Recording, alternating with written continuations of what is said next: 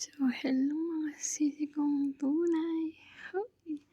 So, ito na yon yung manifesting natin toward reality. Charis. Ayan. So, alam na. Diba? Nagpagabas na tayo ng ng nyog at mahogany na kahoy para sa ating kubo serye. Upayag ba na gamay? Diba? Kasi ang hirap kaya ng buhay dati. Kahit ngayon. Ako yun na siyang ikuan. Ambitan nga gamay na yuta para sa akong mahal na lola at lolo. Sa aking grandparents. Di ba kasi naalala ko dati. Kasi sa kanila ako lumaki. Kung saan na lang kami nakatira. Halimbawa kasi wala kami sariling lupa.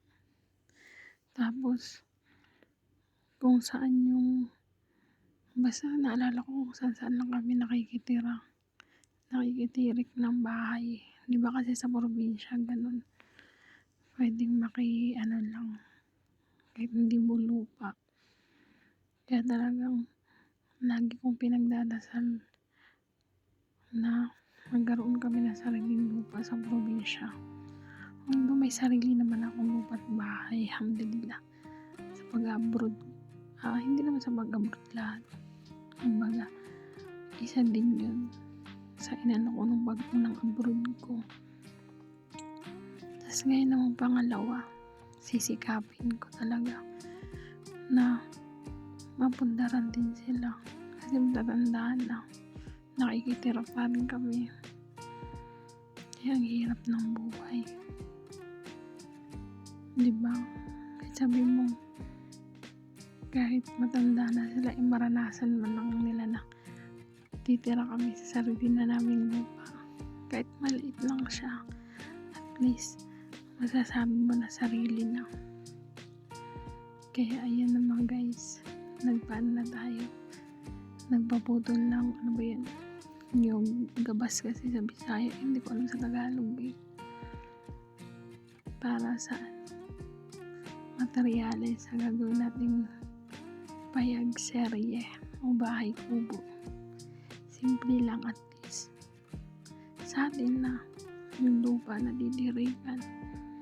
Kaya thank you Lord. Kahit jutang lang yung pinambayad dyan.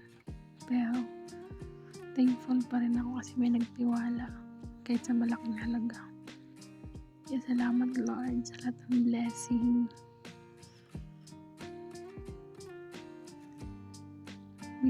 Lagi mong higit pa sa inihiling ko dahil wala sa plano yan. Talaga lahat ng pabor binigay mo. At soon magkakaroon na sila ng bahay kubo sa probinsya. Nakakamiss lang. Parang ba? Yung sabi nila na paano mo i-heal yung inner child ba yun? Ano ba yung sabi nila? Kaya ngayon, unti-unti ko na siyang nararamdaman. Kahit ang hirap. Pero laban lang. Ayun yung aking uncle na kinakusgan. Nag-iisang kapatid na aking mama.